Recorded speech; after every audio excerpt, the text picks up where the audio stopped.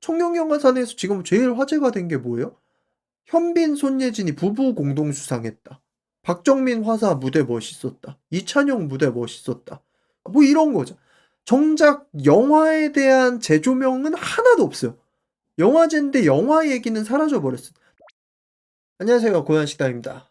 영화 좋아하는 사람들끼리 이런 얘기를 한다는 것조차도 많이 모르실 거예요.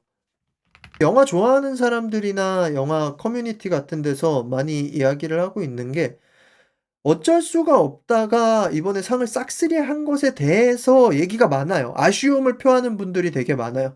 일단 박정민 배우가 주연을 맡았던 얼굴이 하나도 수상하지 못한 것에 대해서도 아쉬움을 표하는 사람들이 많고, 그리고 특히나 여우주연상을 손예진이 받은 것에 대해서 현빈, 손예진 부부 공동수상 이상의 의미가 있는가에 의문을 표하는 분들도 꽤나 많습니다.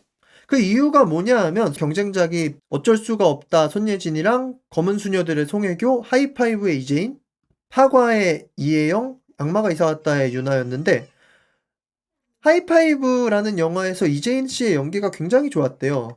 근데 이 영화 좋아하는 사람들이 이제 아쉽다고 생각하는 게 파과라는 영화에서 이혜영 배우가 엄청난 연기를 선보였다는 거예요. 이혜영 배우의 나이가 62년생으로 62세인데 파과에서 한국에서는 이 나이 많은 여자 배우가 킬러나 액션 역할을 제대로 소화한 적이 별로 없었는데 이혜영 배우가 이거를 파과해서 굉장히 멋지게 소화를 했다는 겁니다. 배우 커리어에 정말 방점이 찍힐 정도의 연기였는데 여우주연상이 손예진에게 돌아갈 정도로 손예진의 어쩔 수가 없다 해서 연기가 좋았느냐에 대한 이제 왈가왈부가 있는 거예요.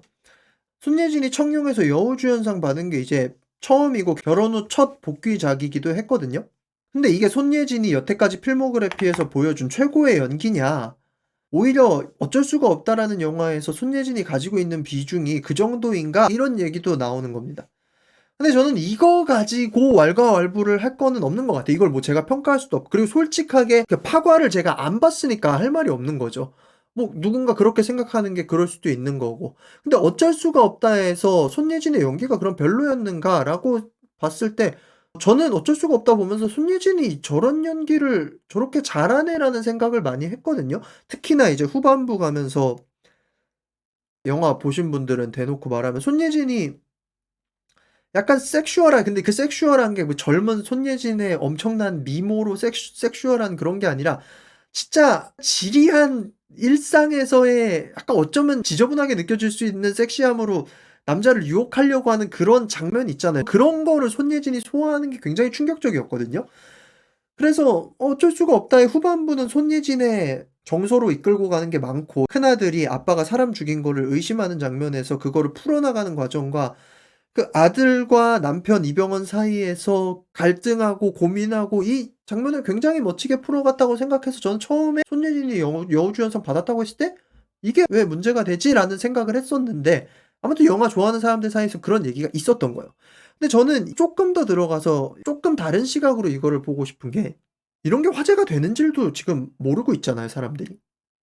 그런 얘기가 있는 줄도. 그냥 청룡영화상 여우주연상 손예진이 받았대 라고까지 알면 오히려 많이 알고 있는 거고, 손예진 청룡영화상 여우주연상 받았대라는 것 자체에 관심이 없는 사람도 너무 많고. 왜냐? 어쩔 수가 없다 자체도 관객이 300만이 안 들었기 때문에 어쩔 수가 없다 영화를 봤어야지 이게 관심이 있지. 그냥 관심이 없는 거야. 심지어 파과 지금 손예진 대신 받았어야 되지 않냐라고 생각하던 파과도 본 사람 있어요?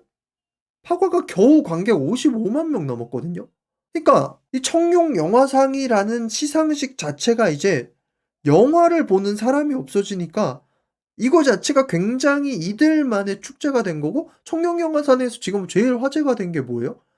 현빈, 손예진이 부부 공동 수상했다. 박정민 화사 무대 멋있었다. 이찬용 무대 멋있었다. 구교환 수상 되게 아름다웠다. 뭐 이런 거죠. 정작 영화에 대한 재조명은 하나도 없어요. 영화제인데 영화 얘기는 사라져버렸어. 다 캐릭터와 인물로만 집중이 돼버린 게 이게 한국 영화계를 지금 상징하는 것 같아요. 작품을 이야기할 게 없어요. 배우들, 그 캐릭터, 이슈, 이벤트 이런 거에 다 잡아먹혀진 거예요. 시간이 지날수록 영화제의 무게는 점점점 떨어질 거고 청룡영화상보다 오히려 백상예술대상이 더 주목을 많이 받겠죠. 왜냐면 백상예술대상은 영화뿐만 가져가는 게 아니라 예능이나 희극이나 유튜브판까지도 다 종합해서 하는 거기 때문에 그거에 대해 사람들이 좀 더 공감을 하고 관심을 갖게 되는 거죠. 청룡영화상에 대해서는 관심이 점점 떨어지게, 왜냐 영화계에 대한 관심이 점점점 떨어져 버리니까.